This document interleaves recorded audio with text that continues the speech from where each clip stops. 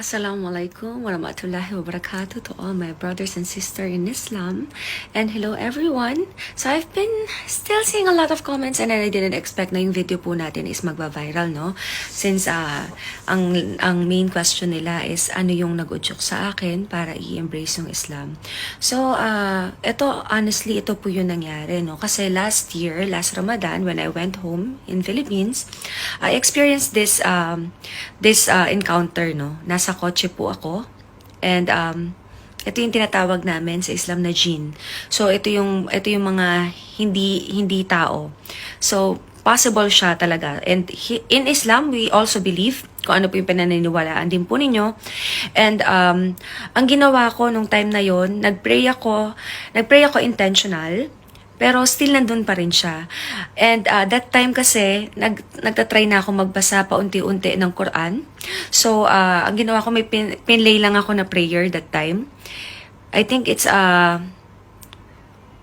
one of the surahs I just forget, Surah Al-Baqarah, I think, that time. Pero kasi nung time na yon hindi ako sigurado pa. So, nag-play lang ako ng kahit ano na nandun sa application na gumagana. Kasi yung application, meron siyang mga dina-download na iba, na yung iba may bayad, para naka-premium account ka, may mga ganun din, no, sa application na yon. So, after ko siyang i-play, alam niyo, gumaan yung pakiramdam ko. Then sabi ko, every time na, of course, na makakaramdam ako ng takot. And then, that is also the time that I started talking to Allah. That is the time na nagsimula na ako na, ito na yun. Kasi nung time na takot ako, yung prayer, yung nakasave sa akin, aside sa intentional prayer natin, no? So, right now po, ang ginagawa ko po, Ramadan po, nagfa-fasting po ako ngayon, and I do the prayers 5 times a day, hindi po ako nakakalimot na mag-pray. And syempre, ang number 1 po kasi, kahit anong religion po kayo, no, is yung respect nyo po sa kapwa ninyo, mapaibang religion man yan, magkaiba man ko yun ng belief.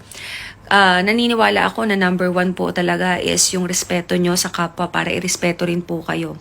So ako, may nabasa rin akong comment na for example, parang sinabi nila, close ka pa rin ba sa mga kaibigan mo noon?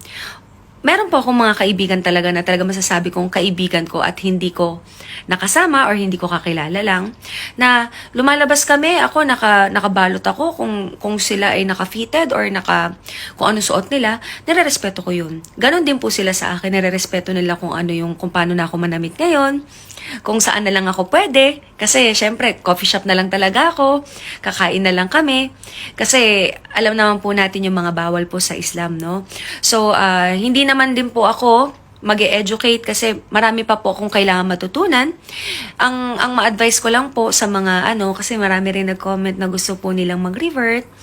Ayan, inshallah, kung talagang 100% po sa puso nyo at sigurado kayo at naniniwala kayo kay Allah, ayan po, syempre, mas maganda po talagang 100% po kayo, buo sa puso nyo, galing po sa puso ninyo, no?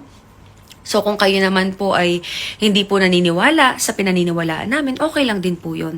Ang maganda lang siguro, wag na tayong mag-spread pa ng hate comments kasi isa po sa reason kung bakit ako nag-embrace ng Islam is because dito ko nakita yung peace, no? Naramdaman ko, I'm at peace at the same time, mahirap talaga ako magalit. So, hindi talaga ako ganong nagagalit, no? Kahit galit na ako, parang hindi naniniwala yung tao, even before. Pero ngayon, naramdaman ko yung patience ko, mas matagal.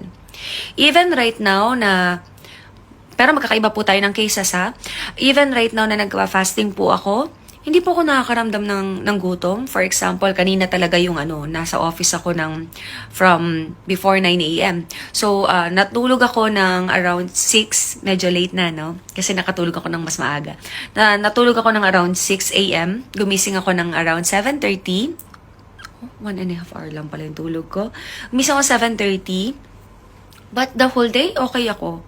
Hanggang mag-break kami ng fast. Okay na okay po ako. So, dun sa ating sa fasting, no? Though bago pa lang naman din po ako, no? Pero ang na-feel ko kasi, hindi ka makakaramdam ng gutom. Hindi ka makakaramdam ng gutom, lalo na pag isinapuso mo at naiintindihan mo kung para saan at bakit ka nagpa-fasting. So, yun yung ilan sa mga masishare ko sa inyo kasi talagang, before iiyak ako, syempre kukwento mo yan sa mga trusted mong kaibigan. Minsan magpo-post ka pa sa Facebook na ganito yung nararamdaman mo. Na-realize ko hindi pala ganun dapat. So, ang ginagawa ko ngayon kung iiyak man ako, iiyak ako sa saya, iiyak ako sa lungkot, sa prayer mat ko, ako umiiyak. Kay Allah ako umiiyak. Okay? So, ito pong video na to, para lang po masagot ko yung ibang mga questions nyo, no? Pero wala naman po akong gustong turuan, wala naman po akong gustong i-correct, kasi pare-pareho po tayo may kanya-kanyang opinion, may kanya-kanyang paniniwala, gaya po ng sinabi ko. And, meron din mga nagko-comment na, paano yan?